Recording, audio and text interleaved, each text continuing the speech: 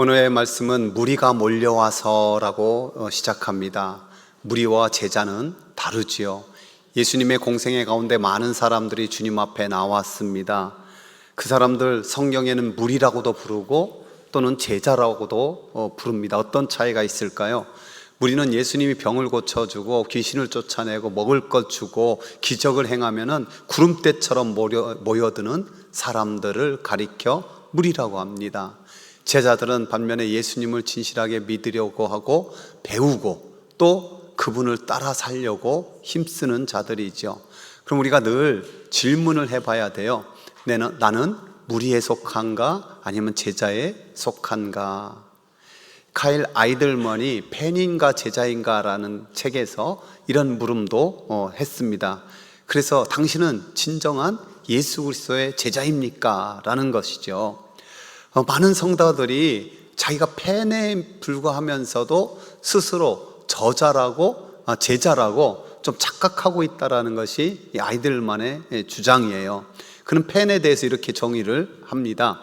팬은 축구장이나 야구장에 가는 사람이다. 관람석에 앉아 열렬히 응원하는 사람이다. 그러나 경기하는 사람은 아니다. 소리를 지르며 응원은 하지만 경기를 위해 희생하는 사람은 아니다.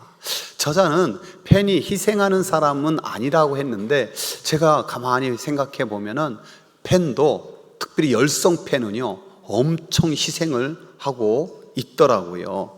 사실 경기 선수들만 하는 게 아니라 팬들의 열렬한 응원에 힘입으면 막 힘이 나고 그러잖아요. 그들은 보면은 이 옷도 얼마나 많이 사는지 몰라요. 선수들 옷 사고 응원도구 사고 또 만들기도 하고요. 그리고 각 선수에 대한 프로필이나 또 경기 규칙이나 이런 거에 대해서 아주 박사급 지식이 많고요. 육성 응원하는데 목이 저렇게 하다 안 쉬나 할 정도로 그렇게 있습니다. 야구만 해도 밤 10시 끝나는 경우도 많은데 저는 그 시간이면 잠자리에 들어가거든요. 저 사람들 언제 집에 가자나 생각도 들어요. 특별히 유럽에 보면 축구 경기장 보면 꽉 차 있잖아요. 그 노래를 부르는데 정말 대단해요. 그 광경을 볼 때마다 저렇게 하나님을 예배하고 찬양하면 하나님이 얼마나 기뻐할까 그런 생각이 들어요. 종종 젊은 친구들이 유럽 여행 가면은 꼭 하고 싶은 게 그 손흥민 축구장 직접 가서 직관하고 싶다는 거예요. 여러분, 그런데 거기 맨 뒷자리 좌석 싼 데가 얼마인지 아세요? 한 20만 원 하고요. 조금 나은 게 30만 원 하고요. 맨 앞에 가끔 TV 나와서 타이틀도 이런 애들 있잖아요. 돈 100만 원 줘야 그렇게 하는 거예요. 굉장히 희생하는 거예요. 그러다 보니까 저는 우리가 정말 팬의 열정만큼이라도 가지고 있는가? 아니, 구경꾼, 관중으로 있는 경우가 더 많지 않은가라는 생각이 듭니다. 주님께서는 우리가 팬을 넘어 제자, 정말 예수인, 그리스도인, 교인을 넘어 그렇게 되기를 원하는 줄 믿습니다. 저와 여러분이 어떻게 하면 더 신실한 예수인이 될 수 있을까요? 하나님의 말씀을 잘 들어야 합니다. 오늘 말씀의 배경이 되는 바로 앞장에 이런 말씀이 있습니다. 날이 밝음에 예수께서 나오사 한적한 곳에 가시니 무리가 찾다가 만나서 자기들에게서 떠나시지 못하게 만류하려 하매, 예수님 이제 절대 다른 데 가지 마십시오. 우리랑 함께 있읍시다. 이렇게 붙드는 거예요. 왜냐하면 예수님께서 많은 병자를 고치고 귀신을 내쫓고 그래서 갈릴리 회당에서 전도할 때마다 사람들이 모여드는 거예요. 감사하게도 오늘 본문에 사람들이 예수님으로부터 생명의 말씀을 듣기 위해서 몰려오고 있어요. 주님께서 게네사렛 호숫가에서 말씀을 전하는데 문제가 생기는 거예요. 자꾸 사람들이 몰려오니까 예수님이 조금씩 뒤로 물러가게 돼 있잖아요. 근데 바로 뒤가 호수인 거예요. 그러자가 안 되겠다 해가지고 베드로의 배에 올라서 조금 띄우고 거기서 말씀을 전하는 거예요. 여러분, 예수님께서 얼마 정도 시간 말씀을 전했을까요? 5분, 10분? 아니면 요즘 설교처럼 25분, 30분? 학자들은요 약 2-3시간 전했을 거다라고 말하고 있습니다. 그렇다면은 베드로가 꼼짝없이 그 배에 바로 곁에서 2-3시간 동안 말씀을 들어야 했어요. 여러분, 제자들은요 말씀을 들어야 되는 거예요. 아마 베드로는 처음 마음은 이렇지 않았겠습니까? 에이 참 오늘 참 재수없는 날이다, 이렇게 고생했는데 고기들 씨가 말랐나, 어떻게 한 마리도 못 잡히냐, 안 잡히냐, 이런 적은 없었는데. 그런데 베드로에게 이적을 베풀기 전에 주님께서 말씀을 들려주었어요. 그가 말씀을 들었을 때 믿음이 생기잖아요. 말씀을 들을 때 제대로 들으면 믿음이 생기는 줄 믿습니다. 그 근거의 말씀 우리가 잘 알고 있잖아요. 그러므로 믿음은 어디서 나와요? 들음에서 나며 들음은 그리스도의 말씀으로 말미암느니라. 여러분, 사실 무리가 예수님께 몰려든 이유는요, 기적을 봤기 때문에 그래요. 병을 고치고 먹을 것도 주시고. 근데 이제는 바뀌어야 되는 거예요. 말씀을 들으러 주님 앞으로 나오는 것으로 바뀌지 않으면 절대 제자가 되지 못하고 여전히 무리로 남아있게만 되는 거예요. 성경에서 가장 큰 이적이 오병이어 이적이었어요. 당시 사람들은 죽은 자가 살아나는 것보다 이게 더 큰 이적이에요. 왜? 너무 배고픈 시절이니까. 2만 명 가까이 되는 사람이 보리떡 5개와 물고기 2마리로 배 터지게 먹고도 12광주리가 남았다. 이건 어마어마한 사건이에요. 그래서 예수님, 저희들의 임금이 되어 주십시오. 예수님을 붙잡는 거예요. 그런 사람들에게 주님께서는 하나님의 말씀을 가르쳐요. 이 말씀 같이 한번 읽어봅시다. 내가 진실로 진실로 너희에게 이르노니 너희가 나를 찾는 것은 표적을 본 까닭이 아니요 떡을 먹고 배부른 까닭이로다. 썩을 양식을 위하여 일하지 말고 영생하도록 있는 양식을 위하여 하라. 이 양식은 인자가 너희에게 주리니 인자는 아버지 하나님께서 인치신 자니라. 아멘. 너희들이 육신의 떡만 바라고 오는 것이 아니라 영적인 떡을 먹어야 된다. 근데 인자가 하늘에서 내려온 생명 양식이다. 내 살을 먹고 내 피를 먹어야 진짜 산다. 사람들의 생각이 도저히 머리가 골치 아프고 이해가 되지 않는 거예요. 그러자 많은 사람들이 떠나갔어요. 예수님이 너무너무 안타깝게 여기면서 제자들에게 묻습니다. 너희들도 가려느냐? 그러자 베드로가 대답합니다. 주여, 영생의 말씀이 주께 있사오니 우리가 누구에게로 가오리까? 우리가 주는 하나님의 거룩한 자이신 줄 믿고 알았사옵나이다. 여러분, 우리가 이 땅 살아가는데 양식이 왜 필요하지 않습니까? 필요하죠. 그러나 분명히 알고 믿어야 됩니다. 100여 년 사는 이 땅에 육신의 양식으로 사는 것은 점점 산다고 하지만 죽음을 향해서 달려가는 것 뿐이고, 우리가 이 땅을 넘어서 영원한 생명을 얻기 위해서는 참된 양식, 참된 하나님의 말씀이 필요한 줄로 믿습니다. 그것이 영생을 주고 이 땅에서도 삶을 주인 되신 하나님께서 그 말씀에 따라 형통케 하시는 거예요. 그래서 저와 여러분의 영혼이 잘 되는 것은 이 하나님의 말씀을 잘 먹는 거예요. 그래서 하나님의 말씀을 충분히 먹기를 바랍니다.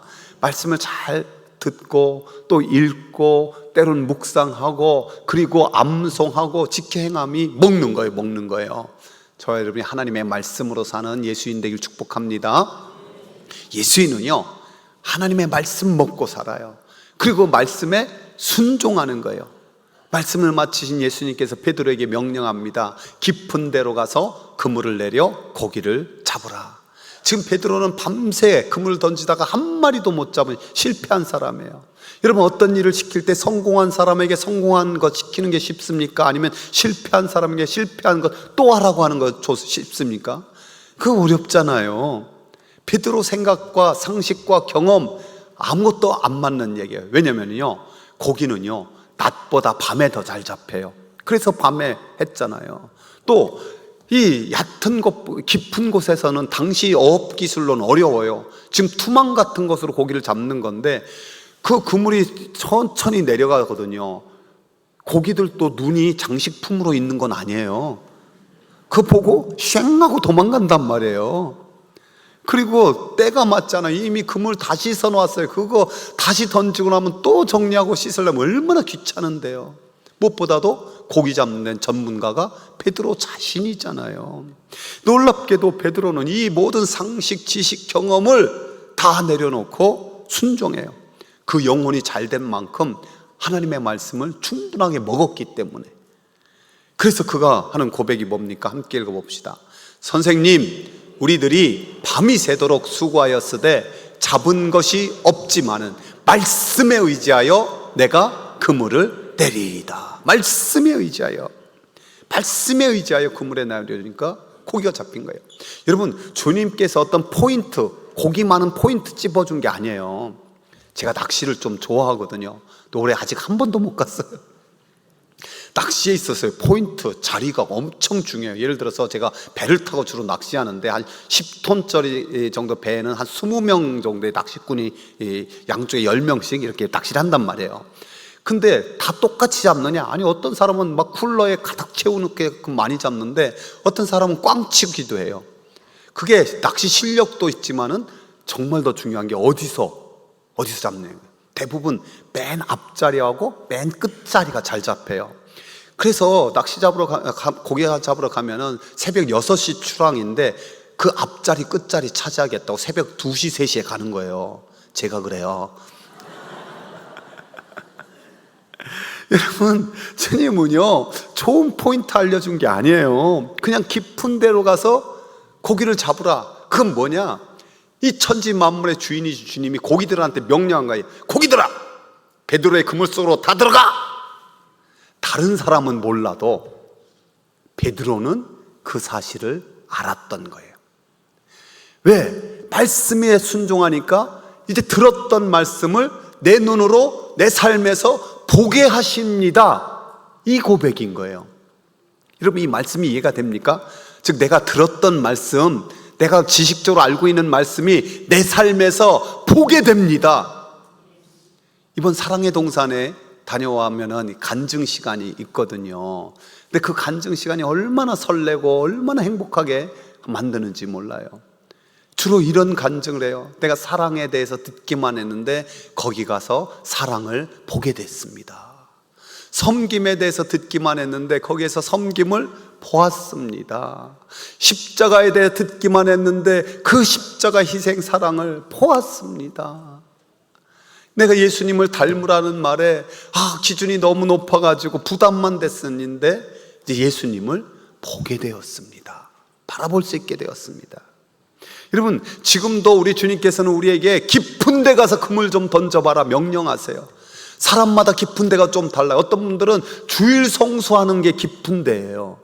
어떤 사람은 주일 성수를 넘어서 좀 찬양 예배도 드리고 수요 기도회도 드리고 또 새벽 기도까지 도전해 보는 게 깊은 데예요. 또 기적의 40일에 한번 참여할까, 사랑의 동산에 한번 가서 은혜 한번 듬뿍 받아볼까, 그게 깊은 데예요. 나는 이제 성경 읽기하고 큐티하고 가정 예배를 좀 회복해야겠다, 이게 깊은 데가 될 수 있는 거예요. 믿음의 교제와 봉사의 자리에도 나도 한번 참여해 봐야겠다, 이게 깊은 데가 될 수 있는 거고요. 나도 전도하고 섬김에 한번 좀 어렵고 힘든 사람 섬겨봐요, 이게 깊은 곳이 될 수도 있고요. 또 어떤 사람에게는 11조라든지 선교 헌금이라든지 이런 헌금을 드리는 것이 또한 깊은 곳에 들어가는 것이 될 수가 있습니다. 성경의 모든 이적은 이 하나님의 말씀에 순종하는 데서 이루어져요. 여러분, 그렇잖아요. 출애굽의 그 놀라운 역사들, 하나님께서 모세에게 말하라고 해서 순종하면 말하면 되는 거예요.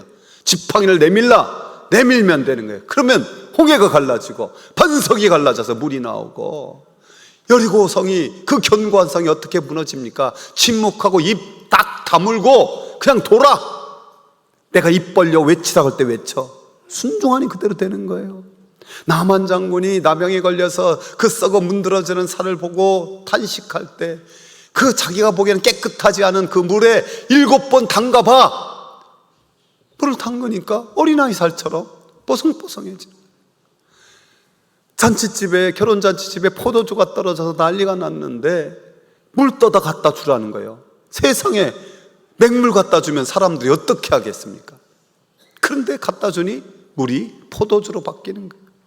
나면서부터 시각장애인에게 사람들은 누구 죄 때문입니까? 가슴만 휘벼 파는데 주님께서는 진흙을 바르고 그 실로암 가서 씻어라. 여러분, 지금처럼 선글라스도 없어요. 근데 진흙 바르고 사람들 앞에 보여봐요. 얼마나 그게 부끄러운 일입니까? 한 1km쯤 되는 길에 그렇게 진흙 바르고 간다는 건 그렇지만은 그 부끄러움 창피를 무릅쓰고 순종하니 밝은 눈이 되어 돌아오게 되는 거예요.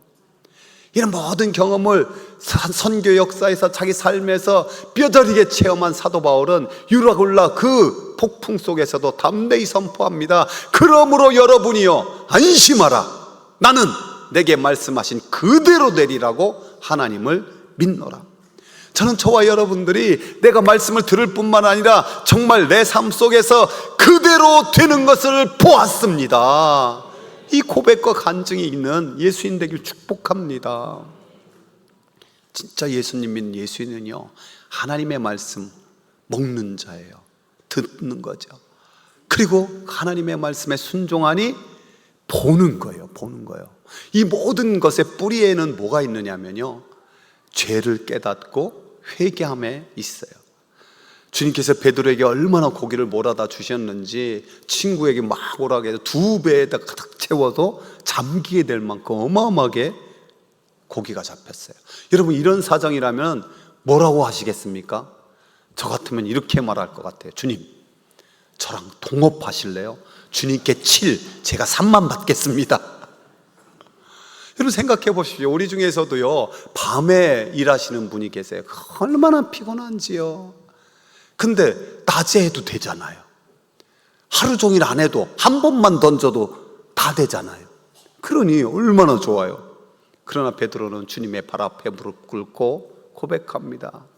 주여, 나를 떠나소서. 나는 죄인이로소이다. 먼저 선생님이라고 불렀던 호칭이 주님이라고 바뀌어요.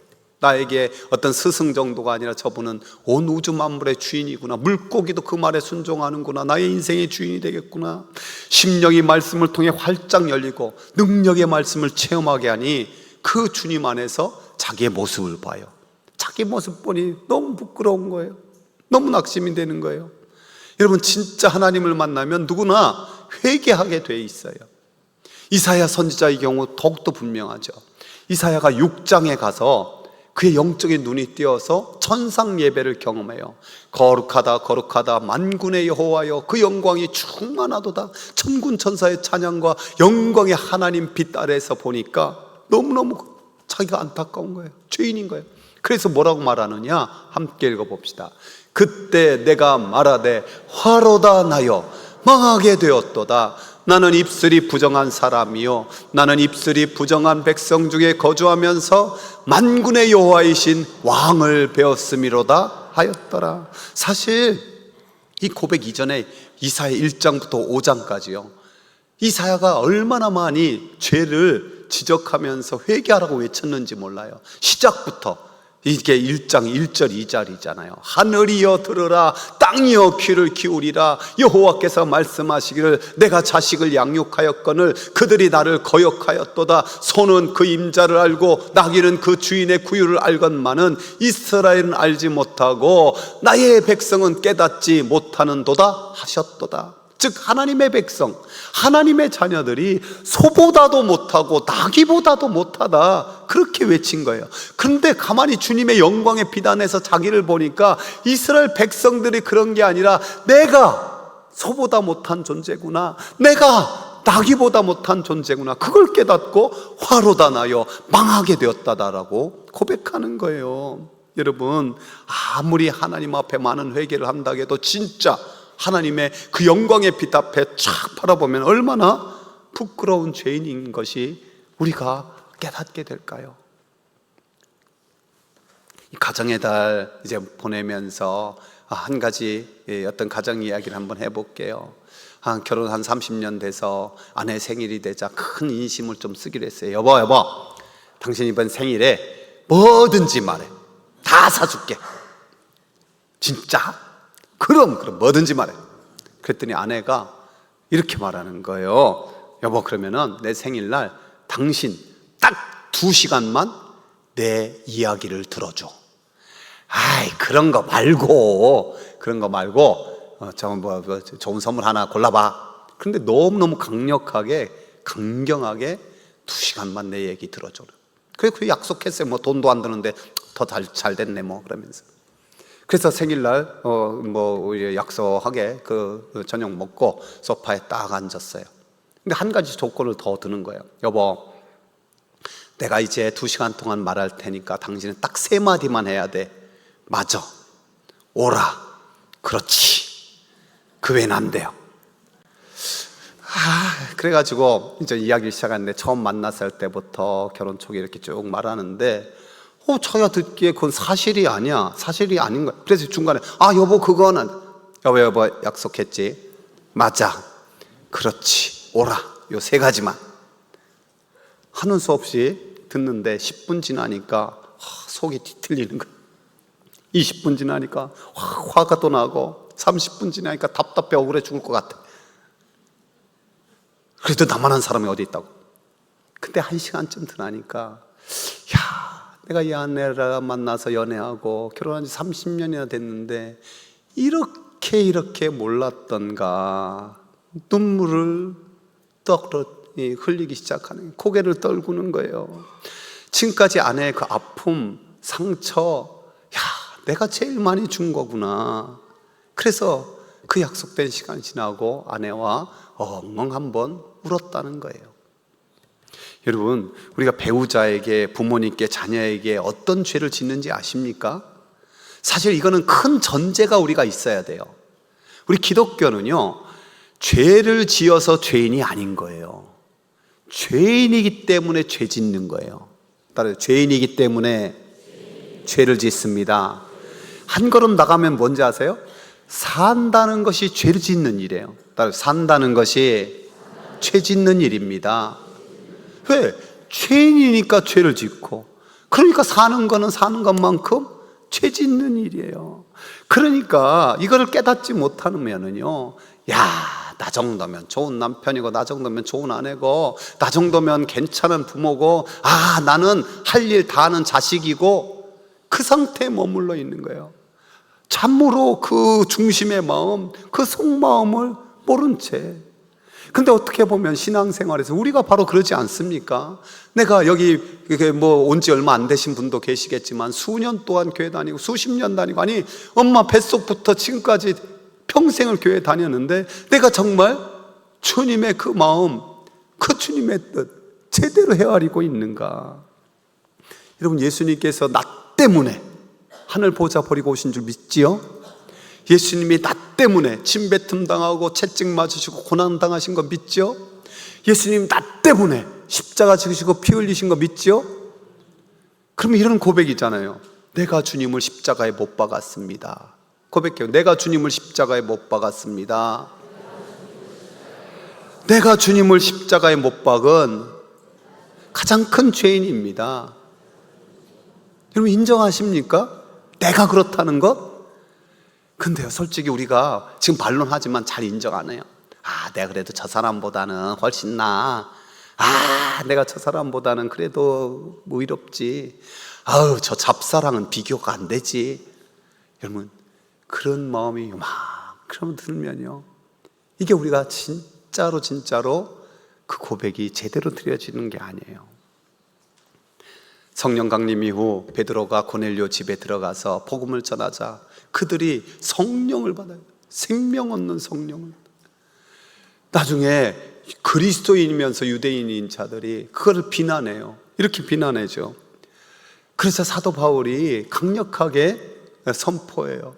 하나님이 우리가 주 예수 그리스도를 믿을 때 주신 것과 같은 선물을 그들에게도 주셨으니 내가 누구이기에 하나님을 능히 맡겠느냐. 똑같은 선물 주셨다는 거 베드로가 강조하는데, 그 말을 듣고 감사하게도 그들이 이렇게 반응해요. 함께 읽어봅시다. 그들이 이 말을 듣고 잠잠하여 하나님께 영광을 돌려 이르되, 그러면 하나님께서 이방인에게도 생명 얻는 회개를 주셨도다 하니라. 여러분, 생명 얻는 회개가 우리 사람이 받을 가장 귀한 선물인 줄 믿습니다. 그 하나님의 빛에서 나를 보고, 말씀의 거울로 나를 보고, 그래서 내가 얼마나 큰 죄인인지 깨달을수록 깨닫는 만큼 큰 은혜를 받아요.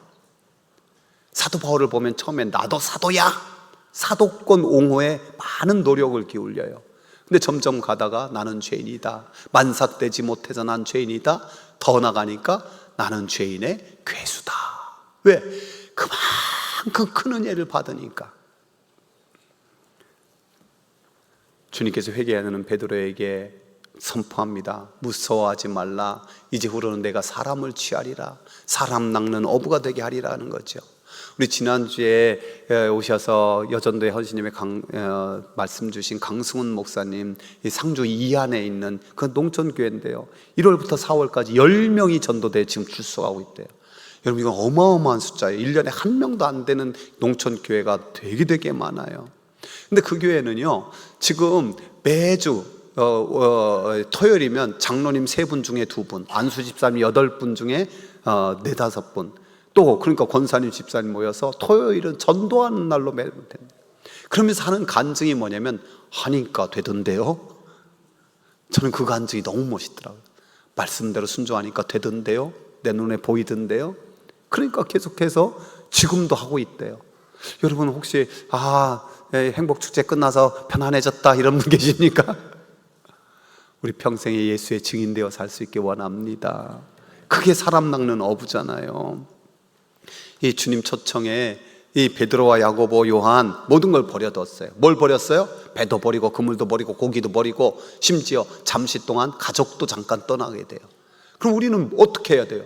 우리도 직장, 일상적인 삶 버리고 선교사로 나가고 뭐로 나가고 이래야 됩니까? 정말 주님께서 버리게 한 것은 뭐냐? 삶의 목적이에요. 이제 나 자신을 위해서, 나의 행복을 위해 살던 삶이 하나님을 위해서, 하나님의 영광을 위해서 사는 거로 바뀌는 거예요. 그러니까 회개는요, 나도 거짓말하고, 또 뭐 이렇게 분노를 하고, 화를 또 내고, 뭣도 하고, 이런 것을 뉘우치는 것도 회개지만, 보다 근본적인 회개는 뭐냐? 돌이킴인 거예요. 완전히 돌아서는 거예요. 나의 삶의 목적이 나로부터, 나의 행복으로부터 주님을 위해서, 하나님의 영광을 위해서 완전히 돌아서는 것. 따라서 해보세요. 회개는 돌아서는 것입니다. 돌이키는 겁니다. 삶의 목적이 바뀌는 겁니다. 믿습니까? 이렇게 바뀐 자들에게는 원칙이 뭐냐? 바로 이 말씀이에요. 함께 읽어봅시다. 그런즉 너희가 먹든지 마시든지 무엇을 하든지 다 하나님의 영광을 위하여 하라. 아멘. 사랑하는 성도 여러분, 저와 여러분이 주님을 깊이 만나서 죄를 깨닫게 하는 능력으로 돌이킴에 참된 회개로 삶의 목적이 완전히 바뀌어지기를 축복합니다. 말씀에 순종해서 하나님의 영광을 위해 살 때 말씀이 내 삶에 이루어지는 걸 보는 예수인 되기를 축복합니다. 우리 주신 말씀 붙들고 한번 간절히 기도합시다.